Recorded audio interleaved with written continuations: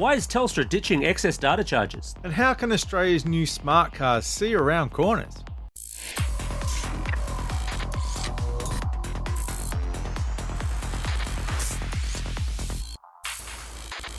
Vertical Hold is proudly sponsored by Netcom, taking Australian technology to the global market.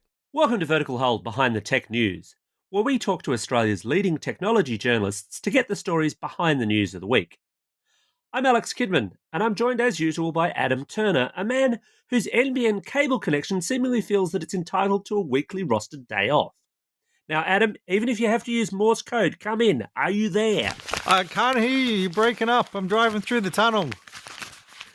Yes, I think my internet is working for the moment, but it's touch and go. So let's just go with it while we can. It seems that in my area, NBN has decided to declare the cable ready for service and then fix it. So the street is full of repair people, and every second or third day we have a scheduled or unscheduled outage. So the sooner we can finish that rubbish, the better. So business as usual for the NBN. For the NBN, yes. We're also joined once again by Gizmodo Australia editor Tegan Jones. Tegan, welcome back to the show. Thank you for having me.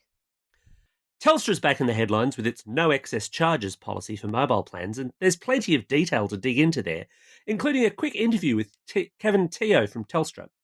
We're also looking into the future of connected smart cars and how they can keep us safe on the road, presumably by taking a very wide berth of most Sydney drivers for a start. But first, over to the tech news desk.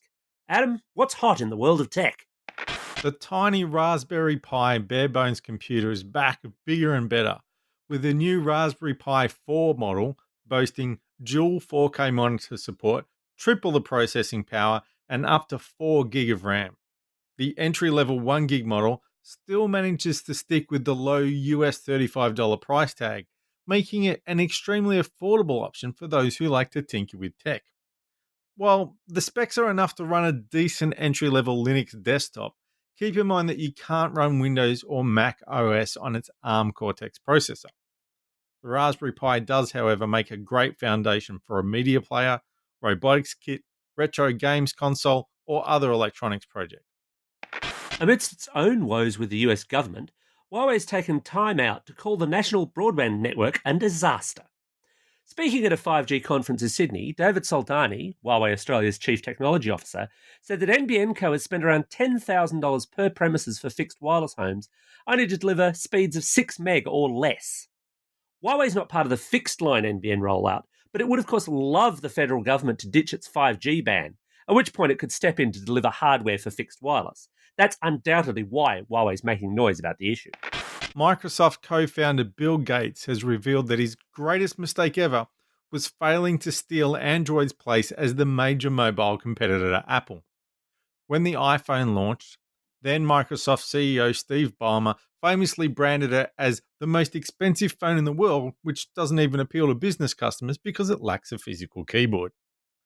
Microsoft's mobile ambitions floundered after the launch of the iPhone 10 years ago, with several failed attempts to revive Windows Mobile, and Gates now admits there's only room for one non-Apple mobile operating system. He partially blames Microsoft's antitrust problems over its handling of Windows in the 1990s for allowing Google to get a jump with Android, and of course Google today faces similar antitrust issues. Researchers at Sydney University have uncovered more than 2,000 apps on the Google Play Store, masquerading as popular apps in order to spread malware.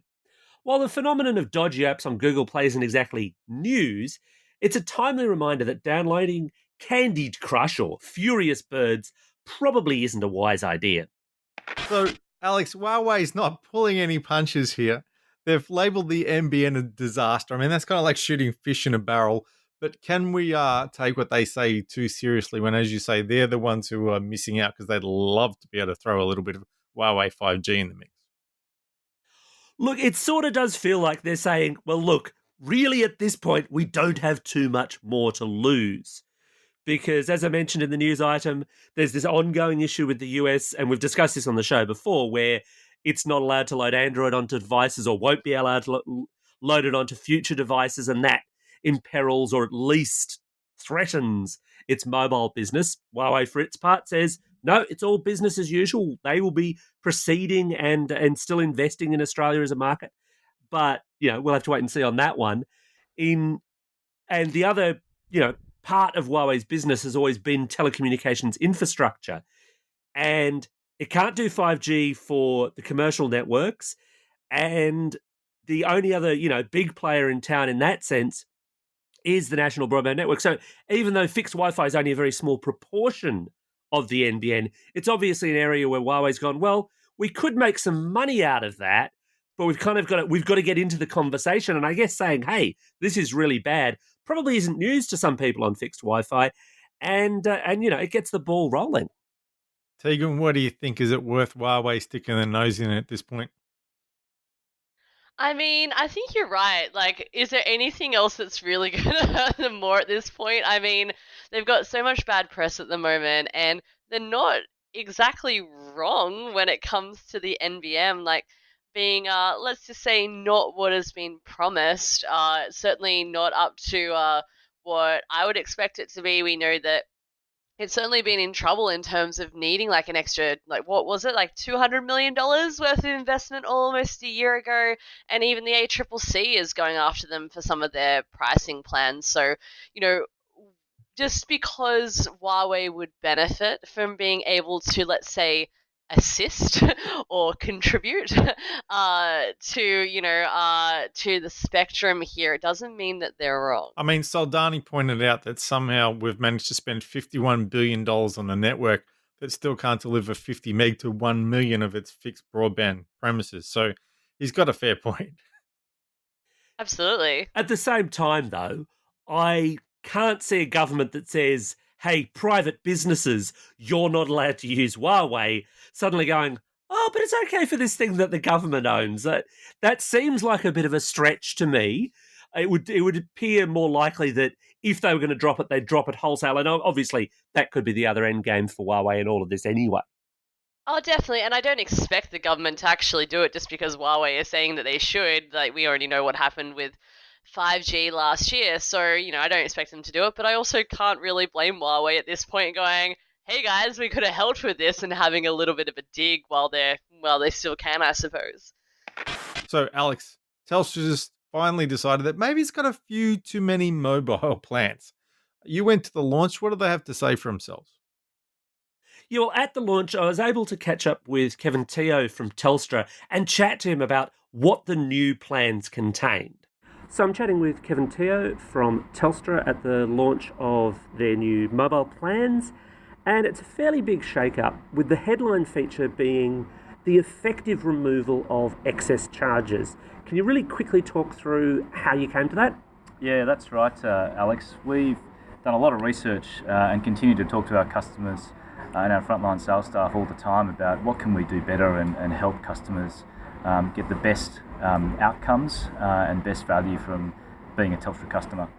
And one of the key pain points for a long time now has been excess data charges. So from today onwards, all our new mobile plans come with no excess data charges.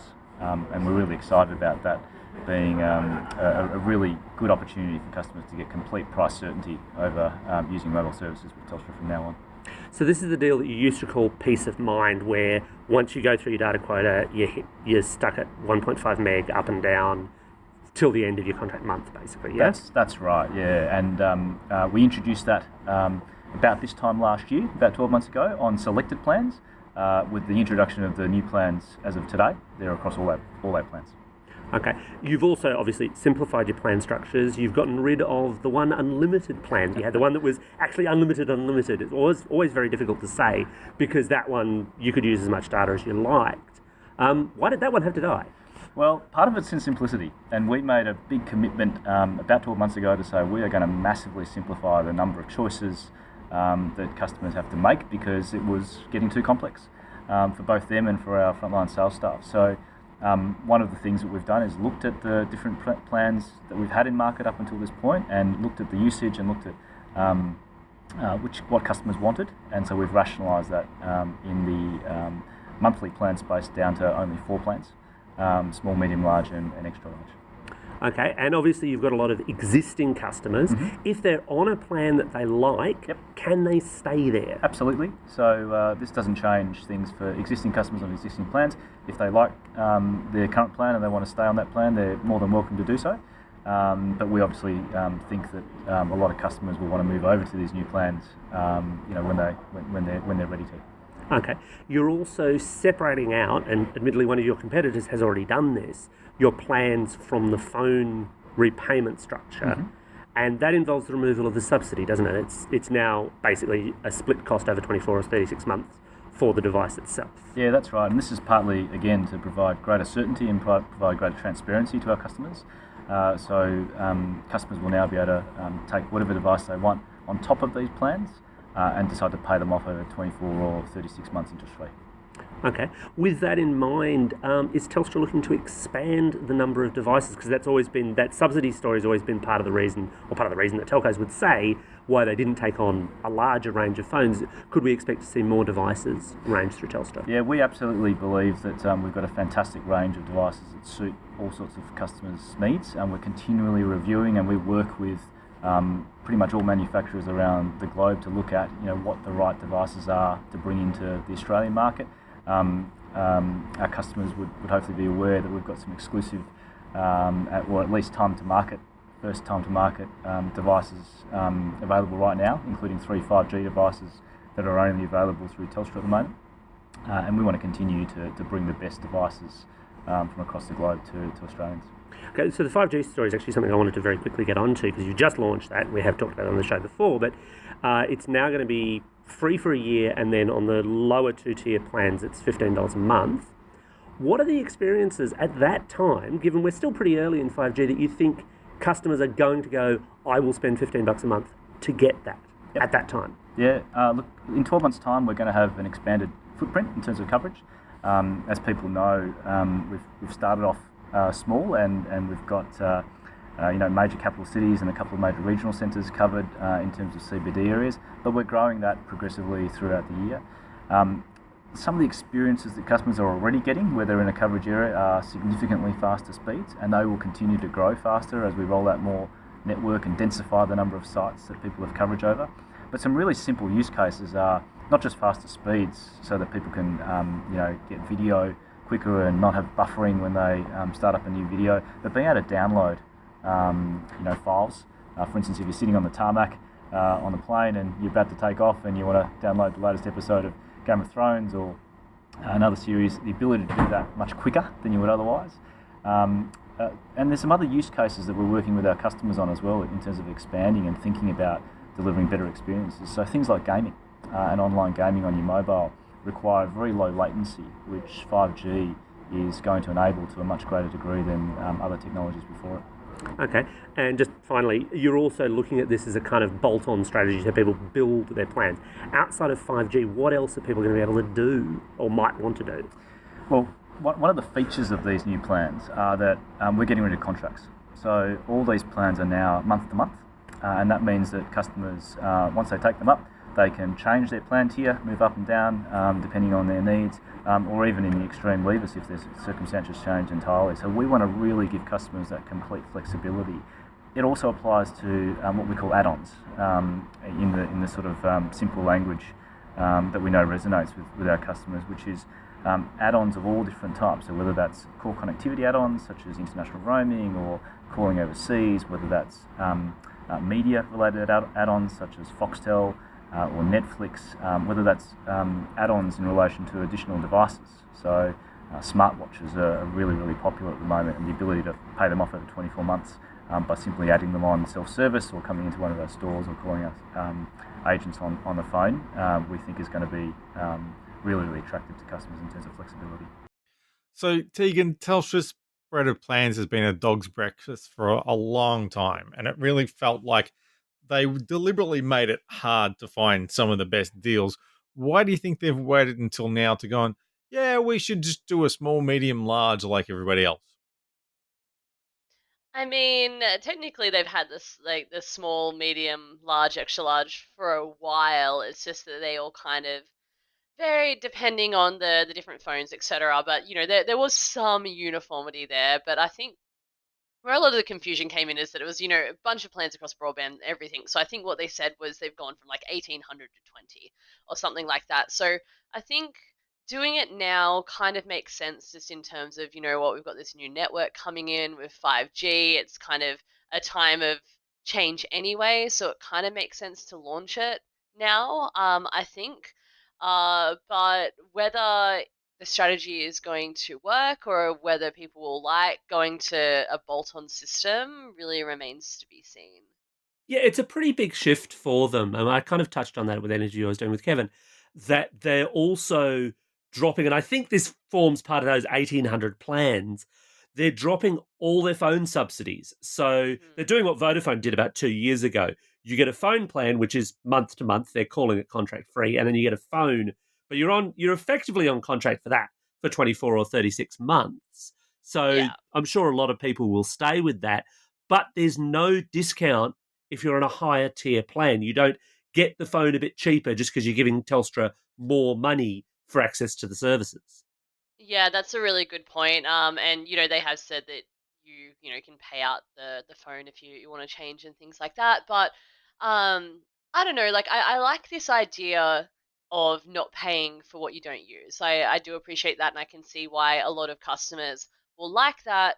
But I think that perhaps it's missing the mark a little bit with things that people really valued, such as having roaming included on some plans, and especially with 5G, which I've not exactly been subtle about my opinion on charging for 5G. Yeah, I don't think that they had a particularly good answer there, to be honest, for why people might pay extra for 5G at that time. I think they've got the work cut out for them to come up with a big, compelling 5G use case. Although I suppose by June next year, we're only going to have, I suspect, a handful more 5G devices anyway. So it might be a very small market of people.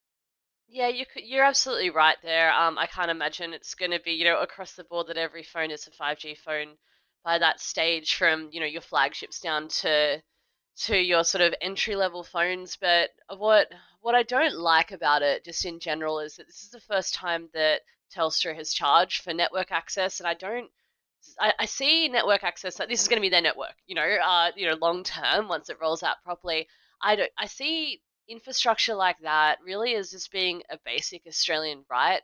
And it's not like internet in this country is that good to begin with. So I really don't like this idea of almost having the us and them mentality, or kind of that answer of, oh, well, people don't want to pay for stuff that they don't use. I get that when it comes to services or products and things like that, but when it's connectivity, I don't like it. And especially, Kevin's answer there that, in a year's time, maybe people want to pay for something that's going to be much better than it is now. But on the flip side, you're only giving it to them for free when it's not very good. So I don't know. That doesn't sit entirely right with me. But also, it's going to It's take a few years for 5G to really spread. So it would be rather frustrating if you don't live within a stone's throw of the CBD to think that, well, everybody who's a Telstra customer is paying for 5G, even though I'm not going to see it for years or maybe ever. So maybe it's partly just a way of making some people feel better. Okay, you're not in the 5G footprint. You won't be in the 5G footprint for a long time, if ever. But here is a plan that lets you at least lets you feel like you're getting a bit of a discount or not paying extra because you miss out on 5G. Or it should just be offered as standard. Like, I get the perspective as well that if someone has a 5G phone, when they do eventually roll out as being the norm, that it's still going to improve 4G. And you're absolutely right. 5G will not be available in every single area, even over the next few years. Maybe not even up to the point when 5G phones are a little bit more commonplace. At least 4G will be better. But still, I don't find that's a good enough excuse. Just because not everyone will be able to get it straight away, maybe they'll feel a little bit better. I see connectivity as being basic infrastructure, and that should just be offered as norm. I don't know. That's just my stance on it. It feels kind of risky to me as well, because what happens to me if I pay the $15 for 5G and I discover that in that month that I've paid my $15, I can't access 5G all that much, even though their coverage map says that I should? I mean, mobile is inherently variable. I'm wondering if there's going to be a service standard here and whether or not, I'll be able to complain to Telstra and say, well, actually, I'd like my $15 back because your records will show I didn't get much 5G for my $15.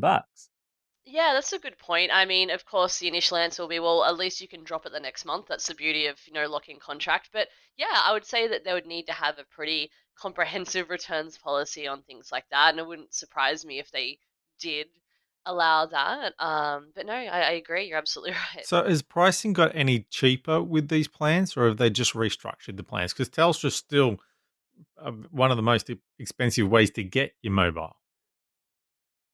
Yeah, I guess it depends on which plans you're Hmm. looking at before. I am impressed by the fact that the small plan has gone from what was originally 3 gig a month up to 15 as a baseline, which is, great. But at the same time, there are smaller uh, internet providers or mobile providers, I should say, that are run off the Telstra network that offer a minimum of that or more for a lot cheaper.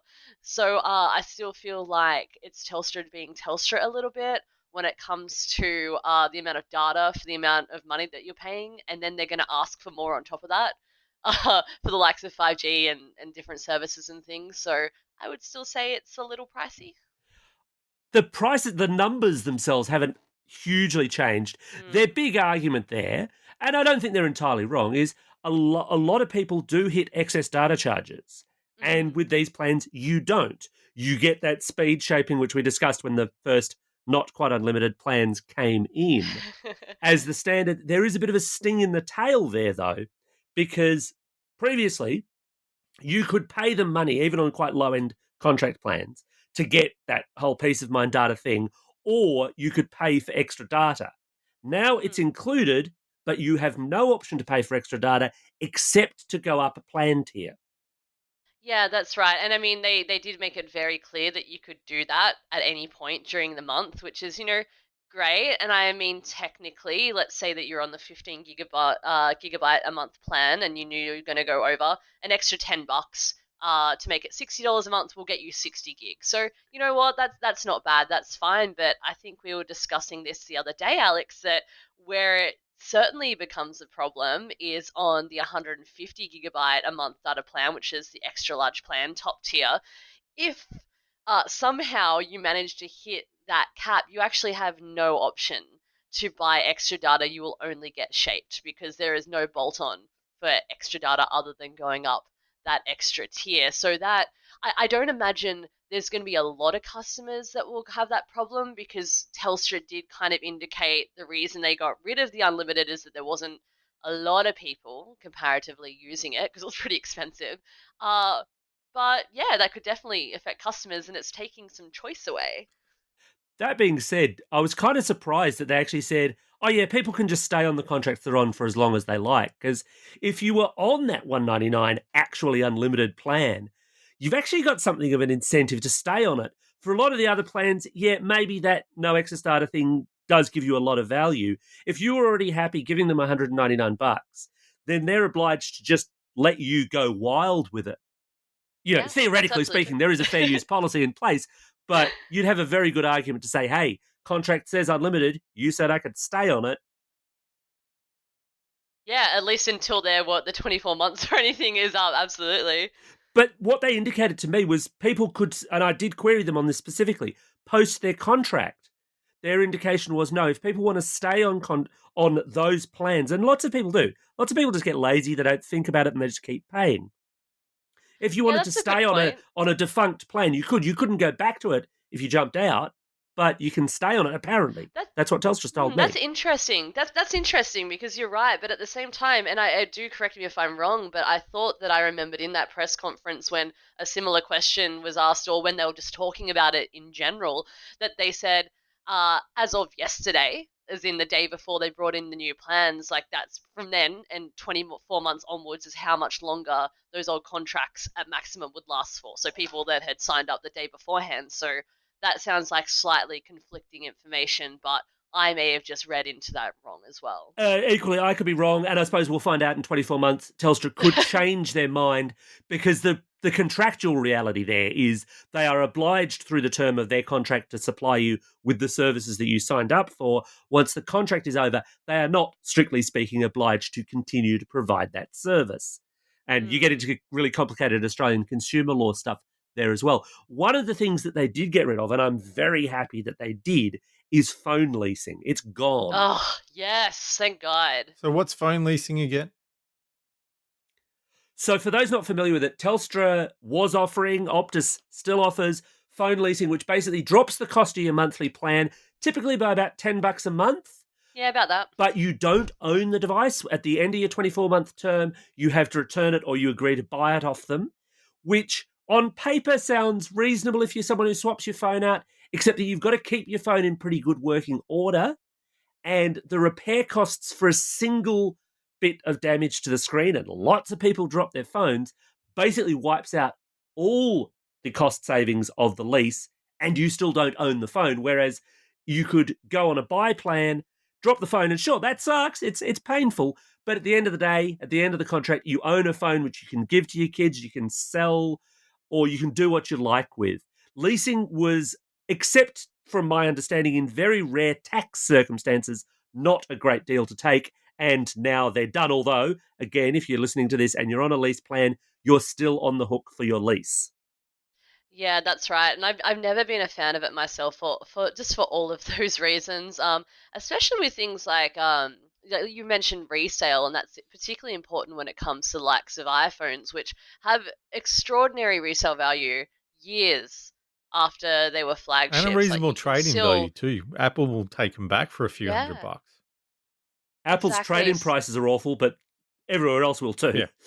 Right, but it's still, at least it's better than, you not owning the thing that you've paid thousands for, depending on the phone, over the course of a couple of years, and then not owning it. So I've never been a fan of it, and I am glad that they have got rid of that. So, Adam, strictly speaking, we're not a car podcast to speak of, but when cars and technology collide, or in this case, avoid collisions, we get interested. You've been out on the road, haven't you? Yes, as surprising as that might sound as a man who doesn't like to leave the house.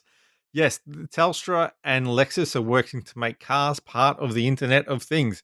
And that sentence would scare the hell out of a lot of people, but it's actually pretty cool. It scares me.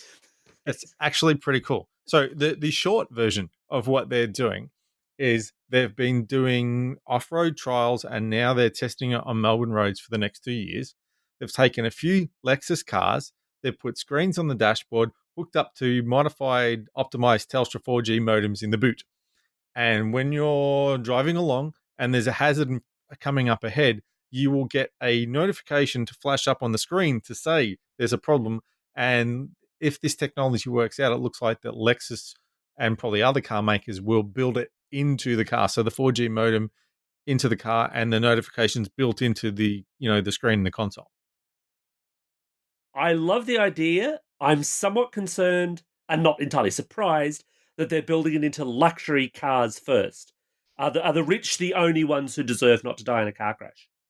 That is a question that I should have asked. I really do regret not asking that question now, just for the look on Matthew's face. Did you ask whether when it swaps to 5G it'll be an extra $15? I should. If you can afford a Lexus, you can afford the I higher don't think plans. you're worried about $15 if you're driving a Lexus. But the particularly interesting thing here is how it works, because these are real-time alerts, and I mean real-time alerts.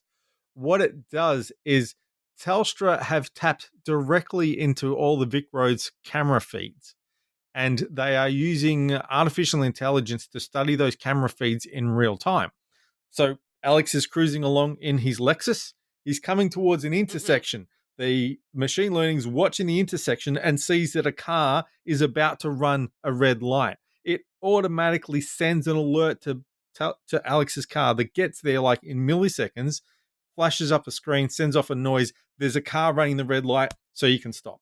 Or if you're turning right, I'm busy telling my kids in the backseat to shut up. I don't see the sign. Yeah. We're all dead. I see how this works. but in theory, in future, Well, that's why they have the beep. yeah, that's what the beep is for. In future, they could even wire this directly into the autonomous automatic braking system. For the trial, they haven't, but they could, because it's part of the car.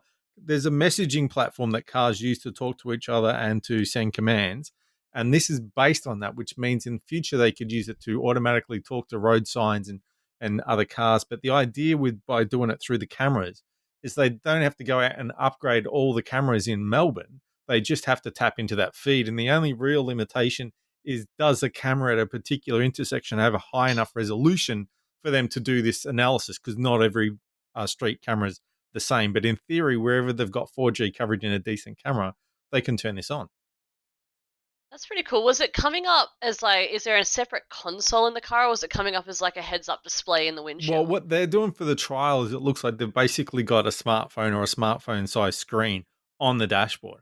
But I think eventually they're Right. going to build it into, not the entertainment system. I'm not a car journalist, strangely, so I don't know the Infotainment into the system. infotainment system. So I would think it could maybe come up as an alert on the dashboard right in front of you, or maybe on the screen in the console in the middle. So yeah, the idea is that it could be integrated into the car system the way that your car might beep at you now if you go over a certain speed limit that you've set. Yeah, that would make sense. I would say that eventually, at least from a car tech safety perspective, of the amount that I've seen, is that it would make sense to come up as a heads up display, just because then you're not looking at a Yeah. screen slightly to the left. That seems safe, and that I would also probably prefer a bit of like a buzz in the seat, which is actually quite fun with some of the cars I've been trying, other than a beep, because I do find that the beeps can be distracting Yeah. sometimes. But no, that's really cool. I like Well, that. I imagine it would be up to the car, and because it's a standardized messaging format, the car makers could then decide for themselves what they want to do with that notification when it comes in. Yeah, that makes sense because they are all different. That's cool, and it does make sense that they'd build it into the automatic braking system. That's already becoming relatively normal in a lot of modern cars anyway. In general. So yeah, that's interesting.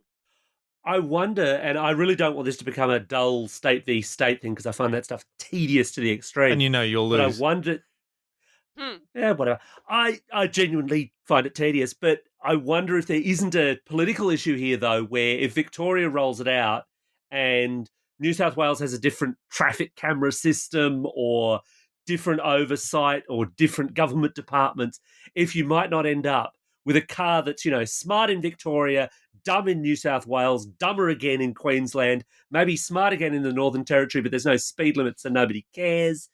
Yeah. That's not true anymore. Okay, but Yeah, you see, you do a lot more car riding than I do, but still, I wonder how national you can make this, because surely the benefit of these systems is when you've got it across everything and everyone. I can see that, Well, but you that's can't really blame Telstra or Lexus for that. That's true, and I mean that's already being addressed. I'm going to forget the actual name of the system, but I was reviewing an Holden Arcadia a few weeks ago, and that's got quite a great amount of tech in it actually. But one of the things that they have is road sign recognition, and it's to the point where it makes it really clear, at least like in the PR material anyway, that it's very aware, and car manufacturers in Australia are very aware that there's such different state to state laws, and even down to the signs being different, like for speed limits, all that kind of thing, that it varies. Well, like quite substantially. So they're already aware of that. So I'd see that being taken into account. Talking to the for this people kind at of the thing. launch, they said to me that there's no reason in theory why this couldn't be expanded to other states. So they'd have to do a deal with whatever the equivalent is to Vic Roads or New South Wales roads or whatever they are, to get access to the camera feeds. And their cameras would have to be, again, of a quality where you could analyze the video and actually see what was going on. But assuming they could do that, there's no reason why it couldn't work across the country as long as you're in the 4G footprint. Of course, 4G is not everywhere. There are areas that are still 3G. It must have 4G or higher. They said that they could see it working on 5G eventually. And as you said, the lower latency would really work there. And hopefully we can get, slugged an extra $15. Well, this raises a really, really good point. Now, I'm curious to see if they said anything about this. In that, I'm sure a lot of drivers tend to think that they're God's gift to driving. Here's a tip: you're not. And I say that as someone who's a deeply average driver myself. But I think people would like the idea of this right up to the point that their telco says, "Oh, and by the way, it's $5 a month if you want to be safe." Did they indicate 100%. that they had any kind of pricing regime? Would this get added to your rego? It didn't come up at all. And I'm not, it sounds like Tegan's written the most about car tech out of the three of us, but I have not come across things like this where they wanted to charge people a monthly fee for that kind of stuff. I think, as you say, if you're paying for something like a Lexus, you expect this kind of thing to be thrown in. Yeah, I mean, the only one that I've really driven like that myself is like an Audi A8, I believe it was. It had an eSIM and things like that in there. I don't recall whether that costs people extra per month. Again, because it's, by the time you included the executive and tech package, this thing costs $210,000 anyway. So they're probably just throwing it in. But I would be highly surprised if in the future, whether it's this system or literally anything else that's going to start injecting more and more internet connectivity into cars, that telcos won't want to charge for it, even just for stuff like Google Yeah. Maps. And they're But like, the reason why Vic Roads is putting money into it and the Transport Accident Commission, their primary goal here is to lower the road toll, because they have perhaps an ambitious goal in Victoria to reach a zero road toll. So I don't think that they would want the cost for the end consumer to get in the way here. I think they'd be doing their best to make sure that drivers weren't paying for this because they want as many people to be using it as possible. or like you said, you don't charge a monthly fee, you just roll it into Yeah. Rego, and so people just accept it as it goes up inevitably anyway. Well, folks, that's just about it for another episode of Vertical Hold. So what do you think? Are you excited by the prospect of excess data charges going away? Are you keen to get a car that knows who's just run the red lights in front of you? Send us your feedback via Twitter or the Vertical Hold Facebook page. Thanks for Tegan for taking time out of her busy schedule to join us for the show. Thanks for having me as always. Thanks, everyone, for joining us on our new car podcast. We're out to pick up some new listeners this year. We're really going big on the car enthusiast crowd. So give us a shout out on social media. Leave us a review on your podcast platform of choice and help spread the good word.